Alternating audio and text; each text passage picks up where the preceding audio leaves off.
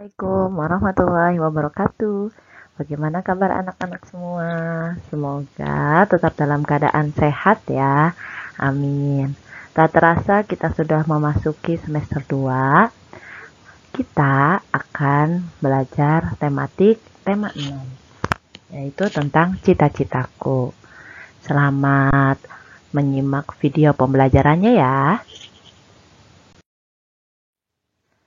Adapun muatan IPA memiliki KD sebagai berikut. Dan muatan bahasa Indonesia sebagai berikut. Ini adalah kompetensi dasar yang akan kita pelajari di tema 6 ini ya. Oke, sebelum belajar kita berdoa dulu ya. A'udzu billahi minasyaitonir rajim. Bismillahirrahmanirrahim. Raditu billahi robba wa bil islami dina wa bi muhammadin nabiyya wa rasula. Rabbi jidni ilman warzuqni fahman. Amin ya rabbal alamin. Sebelumnya kita telah mempelajari tentang siklus hidup hewan. Nah, di materi sebelumnya kita sudah mempelajari tentang siklus hidup hewan. Nah, hewan ini mengalami siklus hidup, yaitu di siklus hidup hewan ini terjadi pertumbuhan dan perkembangan. Ada yang masih ingat pertumbuhan itu apa? Ya, betul. Pertumbuhan itu adalah perubahan bentuk tubuh karena adanya pertambahan tinggi maupun bobot tubuh hewan. Nah, sedangkan perkembangan itu adalah proses pematangan fungsi alat tubuh seperti alat perkembangbiakan, kemampuan bergerak, kemampuan berbicara, dan kemampuan berpikir. Tidak semua hewan mengalami metamorfosis. Ada hewan yang mengalami metamorfosis atau perubahan bentuk tubuh. Ada juga hewan yang tidak mengalami metamorfosis selama siklus hidupnya. Contoh hewan yang tidak mengalami metamorfosis seperti kucing, kambing, sapi, bebek, dan lain sebagainya. Nah, di sini kita bahas tentang metamorfosis. Sebelumnya di minggu kemarin juga sudah kita bahas tentang metamorfosis. Metamorfosis adalah perubahan bentuk tubuh hewan secara bertahap dari lahir hingga dewasa. Nah, metamorfosis ini terbagi menjadi dua, yaitu metamorfosis sempurna dan metamorfosis tidak sempurna. Kita bahas satu-satu ya, apa itu metamorfosis sempurna dan metamorfosis tidak sempurna. Yang pertama yaitu metamorfosis sempurna. Nah, ciri-cirinya antara lain terdapat perbedaan bentuk tubuh hewan saat lahir hingga bentuk dewasanya. Jadi hewannya bentuk tubuh dari yang pas lahir dan dewasanya itu berbeda ya. Nah, terus terdapat fase pupa atau kepompong. Dan yang paling penting di sini, kalau di metamorfosis sempurna itu terjadi 4 fase atau 4 tahapan. Di antaranya yaitu telur, terus larva, pupa, dan imago atau hewan dewasa. Berikut adalah contoh hewan yang mengalami metamorfosis sempurna. Di antaranya ada kupu-kupu, nyamuk, lalat, dan katak. Minggu kemarin kita sudah membahas tentang tahapan metamorfosis hewan berikut ini ya. Hewan berikut ini contohnya misalkan kupu-kupu. Nah, kita sudah membahas bagaimana tahapan metamorfosis kupu-kupu itu. Yang pertama dari telur, ulat, kepompong hingga kupu-kupu. Nyamuk juga sama, dari telur jadi larva atau jentiknya, terus berubah jadi pupa atau kepompongnya, dan berubah jadi nyamuk dewasa. Lalat juga sama ya, dari telur, terus larva atau ulat, terus kepompong, dan berubah jadi lalat dewasa. Nah, 4 hewan ini memiliki 4 fase ya, jadi melalui 4 fase yaitu telur, larva, pupa, dan imago atau hewan dewasa. Selanjutnya yaitu metamorfosis tidak sempurna. Apa sih metamorfosis tidak sempurna itu? Metamorfosis tidak sempurna adalah proses pertumbuhan dan perkembangan hewan dengan bentuk tubuh saat lahir sama dengan bentuk dewasanya dan dalam hidupnya tidak mengalami fase kepompong. Nah, ini ya perbedaannya. Kalau metamorfosis tidak sempurna itu bentuk tubuh saat lahirnya itu sama dengan bentuk dewasanya atau sama dengan induknya. Sedangkan metamorfosis sempurna itu bentuk tubuh hewan saat lahir itu tidak sama dengan bentuk hewan saat dewasanya.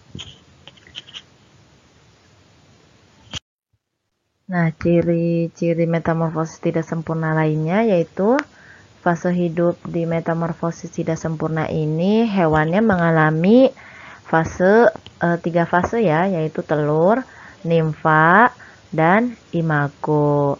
Jadi nimfa ini hewan muda yang mirip dengan hewan dewasa.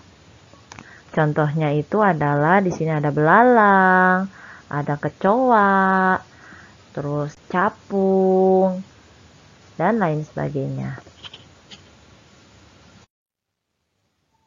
Manfaat makhluk hidup bagi lingkungan sekitar. Nah, di sini hewan dan tumbuhan juga termasuk jenis sumber daya alam.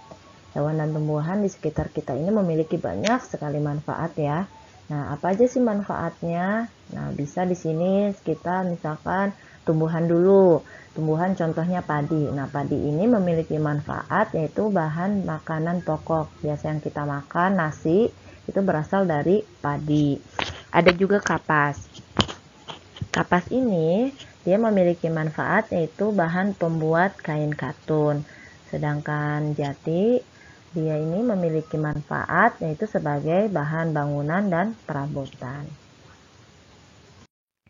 Adapun manfaat dari jenis sumber daya alam hewan, contohnya ikan. Nah, ikan ini biasa kita manfaatkan sebagai bahan makanan. Ada juga domba. Domba ini kita bisa manfaatkan juga sebagai bahan makanan dan biasanya bulunya kita bisa gunakan sebagai bahan pakaian ya. Biasa kita jaket gitu. Terus ada kerbau. Kerbau ini kita manfaatkan sebagai bahan makanan. Dagingnya ya kita bisa manfaatkan sebagai bahan makanan dan tenaganya juga bisa kita manfaatkan untuk membajak sawah. Pemanfaatan makhluk hidup juga ada yang berhubungan dengan siklus hidup hewan tertentu. Misalkan di sini contohnya ulat sutra. Nah, ulat sutra ini yang dari tahap kepompong itu dimanfaatkan sebagai bahan pakaian ya.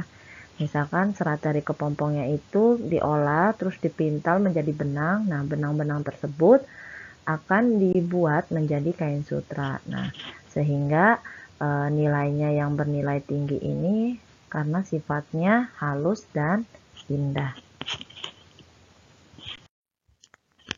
Minggu kemarin juga sudah kita bahas tentang puisi. Nah, puisi itu adalah salah satu bentuk karya sastra yang menggunakan kata-kata indah dan penuh makna.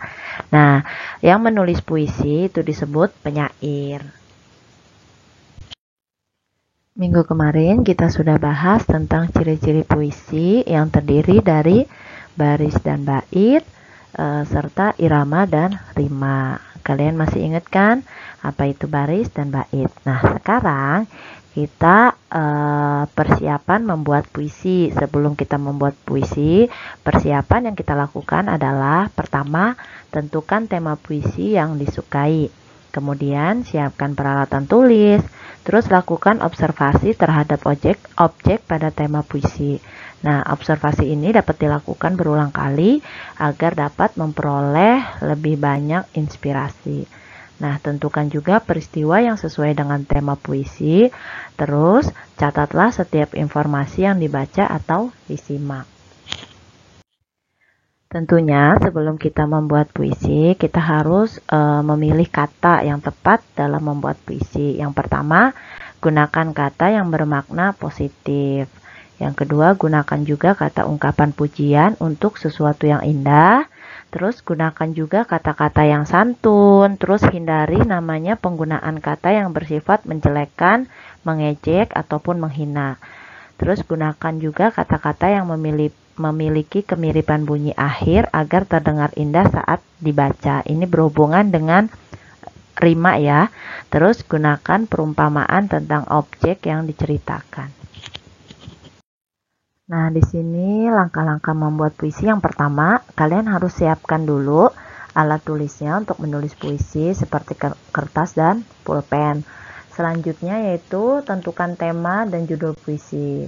Mau tema tentang apa, terus judulnya juga tentang apa ya. Selanjutnya yaitu perhatikan pilihan kata yang digunakan. Ingat, kata-katanya harus kata-kata yang positif, terus kata-kata yang memuji ya, dan menggunakan kata-kata yang indah. Selanjutnya yaitu tuliskan puisi sesuai imajinasi dan pikiranmu. Ini bebas sesuai dengan imajinasi kalian ya. Terus selanjutnya yaitu terakhir, bacalah puisimu berulang-ulang. Selanjutnya yaitu memaknai puisi. Nah, memaknai puisi ini dapat kita lakukan dengan cara memahami setiap baris puisi ataupun memaknai keseluruhan bait puisi. Nah, langkah-langkah menentukan makna puisi. Yang pertama, kita tentukan tema puisinya, terus tentukan hal-hal penting dalam puisi. Selanjutnya, temukan kata yang dianggap sulit, kemudian cari artinya. Selanjutnya itu tentukan makna setiap baris puisi dan buatlah kalimat yang mewakili makna setiap baris puisi. Terus rangkailah kalimat yang berisi makna setiap baris untuk memaknai bait pada puisi tersebut. Sekarang tugasnya adalah kalian buat sebuah karya puisi tentang karya kalian, tentang karangan kalian. Puisinya bebas tentang apa saja. Tuliskan di buku tulis dan dikirimkan ke guru kalian masing-masing. Selamat mengerjakan. Alhamdulillah, pembelajaran hari ini telah selesai. Marilah kita sama-sama membaca hamdalah. Alhamdulillahirabbil alamin. Jangan lupa jaga kesehatan, patuhi protokol kesehatan ya. Mencuci tangan, memakai masker jika keluar rumah, dan menjaga jarak. Serta tidak lupa kita memanjatkan doa kepada Allah Subhanahu wa Ta'ala agar kita terlindungi dari virus yang membahayakan. Amin. Tetap semangat belajarnya ya. Terima kasih sudah menyaksikan video pembelajaran hari ini. Kurang lebihnya mohon maaf. Tetap semangat belajar walaupun belajarnya dari rumah. Dan jangan lupa jaga kesehatan ya, soleh dan soleha. Bu Nunu undur diri. Wassalamualaikum warahmatullahi wabarakatuh.